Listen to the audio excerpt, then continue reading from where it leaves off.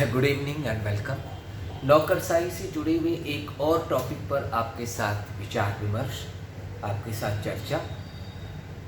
नौकरशाही के बहुत सारी अवधारणाएं हमने आपके साथ विश्लेषित की हुई है और इसमें जो ग्लोबल रिफॉर्म्स चल रहे हैं गवर्नमेंट मशीनरी में, नौकरशाही में, उन्हीं सुधारों के चलते कई नई संकल्पनाएं उभर रही हैं। इससे पहले हमने weak state versus strong bureaucracy की कंसेप्ट आपके साथ डिस्कस करी थी, ठीक है।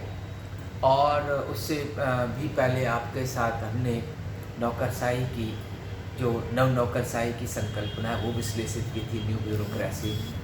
क्योंकि नौकरशाही में बदलाव आ रहे हैं, इसलिए अगर आप आज से 10 या 20 साल पहले लिखी हुई किताबों को पढ़ करके, ठीक है, अपना उत्तर लिख देते हो, पुराना पढ़ा हुआ कोचिंगों का नोट्स लिख करके अपना आंसर लिख देते हो, तो उससे मार्क्स नहीं आएंगे। क्योंकि सिस्टम चेंज हो रहा है। ब्यूरोक्रेसी में स्ट्रक्चरल चेंज आ रहे हैं, बिहेवियरल चेंज आ रहे हैं, नौकरशाही और सरकार के संबंध बदल रहे हैं, नौकरशाही और समाज के संबंध बदल रहे हैं। आज जो हमने मुद्दा चुना है चर्चा के लिए, वो है changing relationship between bureaucracy and society, the process of mutual empowerment। ठीक है, ये पेरे जॉन पीटर्स और बी गाय की एक किताब पब्लिश हुई है इसी साल 2021 में, सितंबर 2021 में, advance introduction to governance. Source of discussion बता देता हूँ, advance introduction to governance 2021, Guy B Peters. ठीक, ये बुक है एडवांस इंट्रोडक्शन टू गवर्नेंस, सितंबर 2021 में ये बुक आई है। और इसमें इन्होंने ये चीज़ विश्लेषित की है कि समाज और सरकार के संबंध कैसे बदल रहे हैं, समाज और लोक प्रशासन के संबंध या नौकरशाही के संबंध कैसे बदल रहे हैं। इससे पहले भी इन्होंने अपनी पुरानी किताबों में भी इस चीज़ को विश्लेषित किया है, ठीक है। पुरानी किताबों में भी गाय पीटर्स, ठीक, जे पेरे वगैरह ने ये कंसेप्ट विश्लेषित किया है कि आफ्टर 90s नौकरशाही और समाज के संबंध बदले हैं। पहले जो नौकरशाही और समाज के संबंध थे वो स्वामी और सेवक के संबंध थे, ठीक है, दाता और याचक के संबंध थे। हमारे यहाँ पे जो कलेक्टर था उसको लाट साहब कहते थे, ठीक है, और आम गरीब व्यक्तियों के लिए माई बाप की तरह होते थे। लेकिन अब वो सिस्टम बदल रहा है, अब नौकरशाही में बदलाव आ रहा है, समाज और नौकरशाही एक के अंतर संबंध बदल रहे हैं। इसका कारण क्या है ये भी मैं आपको बता देता हूँ कि 1990 के बाद एलपीजी की प्रक्रिया शुरू हुई, लिबरलाइजेशन, प्राइवेटाइजेशन एंड ग्लोबलाइजेशन, ठीक है। बहुत सारे क्षेत्र जो पहले सरकार के एकाधिकार में थे, ठीक है, जैसे दूरसंचार है, बीमा है, बैंकिंग है, ऊर्जा है, परिवहन है, उड्डयन है, इनमें सरकार का एकाधिकार था, यानी कि सरकार के निगम या सरकारी कंपनियां ही इनमें सेवा प्रदान करती थी, ठीक है। चूँकि लोक प्रशासन का एकाधिकार था, सरकारी तंत्र का एकाधिकार था, इसलिए नागरिकों की आवश्यकताओं के प्रति, उपभोक्ताओं की आवश्यकताओं के प्रति ये सरकारी संगठन या नौकरशाही संगठन उदासीन होते थे और कुछ हद तक इनकी प्रतिक्रिया बहुत ही नकारात्मक भी होती थी, ठीक। लेकिन 90 के बाद जब अर्थव्यवस्था खुल गई, ऊर्जा, बैंक, बीमा, ठीक है, स्वास्थ्य, शिक्षा, सब क्षेत्रों में जब प्राइवेट सेक्टर आने लगा तो लोग नौकरशाही का एकाधिकार टूट गया और नौकरशाही को एक प्रकार से प्रतिस्पर्धा करनी पड़ी इन प्राइवेट प्लेयर्स के साथ। क्योंकि नौकर जो 1950 से 1991 तक 90 तक जो नौकरशाही तंत्र था उसकी उदासीनता से आम नागरिक खिन्न था, ठीक है। क्योंकि सरकारी बैंकों में अकाउंट खुलवाना भी एक बड़ा बहुत ही बड़ा काम होता था, धक्के खाने पड़ते थे, ठीक है।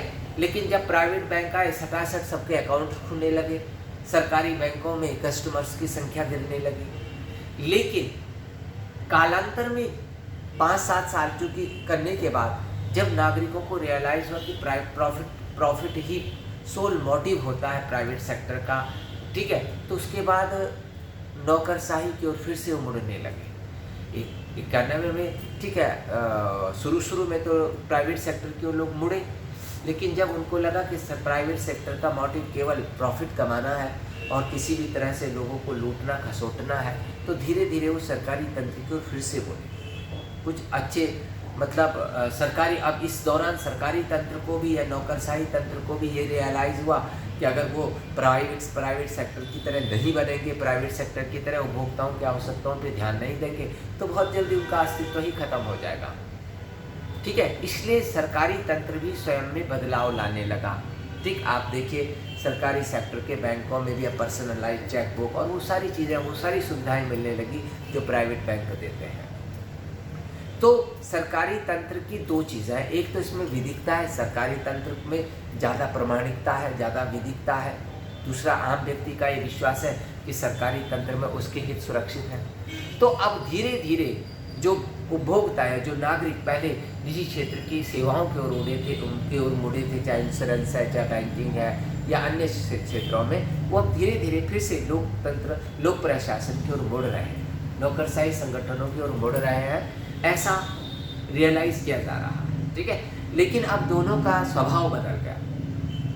ठीक, लोक प्रशासन भी बदल गया क्योंकि लोक प्रशासन को निजी क्षेत्र से कड़ी प्रतिस्पर्धा करनी पड़ रही है और वो भी जन उन्मुख होना चाहता है, लोगों की आवश्यकताओं को बेहतर ढंग से पूरा करना चाहता है। और समाज भी अब एक्टिव हो गया है। जो 1990 से पहले का निष्क्रिय समाज हुआ करता था, ठीक है, लीगली जो एकदम इलिटरेट टाइप का था और अपने अधिकारों के लिए किसी प्रकार की मांग नहीं करता था, लोक प्रशासन की उदासीनता को ठीक मौन भाव से चुपचाप स्वीकार कर लेता था, वो अब सक्रिय हो गया है।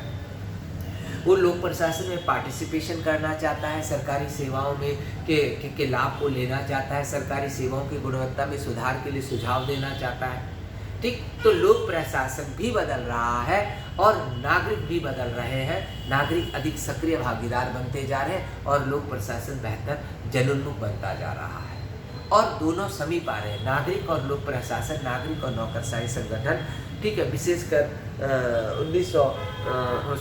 2010-12 के बाद से ये प्रोसेस देखा जा रहा है, ट्रेंड देखा जा रहा है कि लोगों का सरकारी सेवाओं की ओर। ठीक है, जैसे कि अभी आपने कोरोना महामारी के दौरान भी देखा कि प्राइवेट सेक्टर के अस्पतालों ने ज़बरदस्त लूट मचाए रखी। ठीक है, 10-10 दिन, 12-12 दिन का 21-21 लाख का बिल भेज दिया, जबकि सरकारी अस्पतालों में लोगों को काफ़ी सुविधाएं मिली, ठीक, काफ़ी हेल्प भी मिली। ठीक, तो वो जो निजी क्षेत्र का लाभ उन्मुख चरित्र है वो कोरोना काल में भी बहुत ज़्यादा सामने आया। ठीक है कि नहीं, गैस के सिलेंडर ब्लैक में बेच दिए और फिर लोगों को कहा बाहर से अपने ऑक्सीजन के सिलेंडर लाओ। ठीक है कि नहीं, तो इस तरह से दवाइयाँ, रेमडेसिविर वगैरह, इंजेक्शन वगैरह भी सारे अस्पतालों ने ज़बरदस्ती नकली भी लगा दिए। तो निजी क्षेत्र की जो लाभ उन्मुखता है उससे नागरिक आहत हुआ और फिर धीरे धीरे किस ओर बढ़ रहा है, नौकरशाही तंत्र की ओर। और नौकरशाही भी अब क्या बन रही है, क्योंकि निजी क्षेत्र से कड़ी प्रतिस्पर्धा मिल रही है, तो नौकरशाही या लोकतंत्र या लोक प्रशासन के संगठन भी क्या बन रहे हैं, नागरिक उन्मुख बन रहे हैं। तो इस सारी प्रोसेस को गाय वी पीटर्स और पेरे और पीट ने जो है ये कहा है, it is process of mutual empowerment. Mutual empowerment का मतलब होता है एक दूसरे को सशक्त करना। समझ, ये जो एरो है ये एक दूसरे को सशक्त करने का भाव दिखाता है कि लोक प्रशासन नागरिकों को सशक्त कर रहा है, समाज को सशक्त कर रहा है और समाज लोक प्रशासन या नौकरशाही को सशक्त कर रहा है। ठीक है, लोक प्रशासन लोगों को कैसे सशक्त कर रहा है, एप्रोप्रिएट पॉलिसीज और प्रोग्राम देकर, उपयुक्त या उनकी आवश्यकता के अनुरूप नीतियाँ बनाकर, उनकी आवश्यकता के अनुसार कार्यक्रम और सेवाएं देकर। और समाज कैसे लोक प्रशासन को सशक्त बना रहा है, more participation, cooperation and feedback. अधिक से अधिक अच्छी प्रतिपुष्टि लोग दे रहे हैं कि भाई आप ऐसे सुधार कर सकते हैं, ऐसे सुधार कर सकते हैं, इस तरह से बेहतर ढंग से सेवा दे सकते हैं। तो लोक प्रशासन को लोग अधिक से अधिक सुझाव दे रहे हैं, समाज से प्रतिपुष्टि मिल रही, फीडबैक मिल रही है, उस फीडबैक के अनुरूप सेवाओं में लगातार सुधार हो रहा है। ठीक है, ठीक भाई, आप भारत सरकार देख लें, mygovernment.com है। ठीक है, नहीं, या बहुत सारे ऐसे पोर्टल्स हैं जिस पे नागरिकों के सुझाव मांगे जाते हैं। ठीक, वर्तमान में भारत के प्रधानमंत्री मन की बात के लिए भी लोगों से सुझाव लेते हैं। ठीक, बहुत सारे राज्यों में बजट के अवलोकन के लिए पहले उसको नेट पर या सोशल या पब्लिक डिजिटल डोमेन में रखा जाता है और लोगों से सुझाव मांगे जाते हैं। ठीक है, तो इस तरह से लोग बेहतर सेवाओं के लिए प्रतिपुष्टि देकर, फीडबैक देकर लोक प्रशासन में सुधार कर रहे हैं, लोक प्रशासन का एम्पावरमेंट करें और नागरिकों को बेहतर सुविधाएं देकर लोक प्रशासन समाज का सशक्तिकरण कर रहा है। लोक प्रशासन अधिक दक्ष, प्रतिस्पर्धी, सहभागिता उन्मुख बन गया है। ठीक है। लोक प्रशासन अधिक प्रभावी, अधिक गुणवत्तायुक्त बन गया है, ठीक है। ई गवर्नेंस वगैरह के द्वारा लोक प्रशासन अधिक पारदर्शी बन गया है, आरटीआई सिटीजन चार्टर के द्वारा। नागरिक अधिक सक्रिय हो गए, सूचना का अधिकार आने से अब नागरिक सरकारी तंत्र से कोई भी सूचना ले सकते हैं, अगर टाइम से काम पूरा नहीं होता उसकी जानकारी ले सकते हैं, ठीक है। अधिक जागरूक उपभोक्ता हो गए हैं, ठीक है। अधिकतर राज्यों में भारत में public service right to public service act पारित कर लिए गए हैं कि भाई इतने दिन में बिजली का मीटर लग जाना चाहिए, इतने दिन में पानी का कनेक्शन लग जाना चाहिए, इतने दिन में जन्म प्रमाण पत्र बन जाना चाहिए, इतने दिन में आपका जाति प्रमाण पत्र बन जाना चाहिए। सब चीज़ों के लिए पब्लिक सर्विसेज के लिए टाइम फिक्स है। अगर नहीं उस में आता है तो कई राज्यों में अधिकारियों पर पेनल्टी भी लगाई जाती है और नागरिक इस चीज़ का फायदा उठा रहे हैं, ठीक है, इस चीज़ का लाभ ले रहे हैं। तो this way according Guy Peters in their recently published book, in their latest book, Advanced Introduction to Governance, these scholars have pointed out that public administration means bureaucracy and society are coming closer, and the process of mutual empowerment is going on, ठीक है।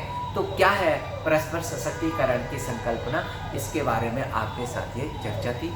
अगली चर्चा ये नौकरशाही पे mostly मेरा last एक lecture है, डायग्राम है।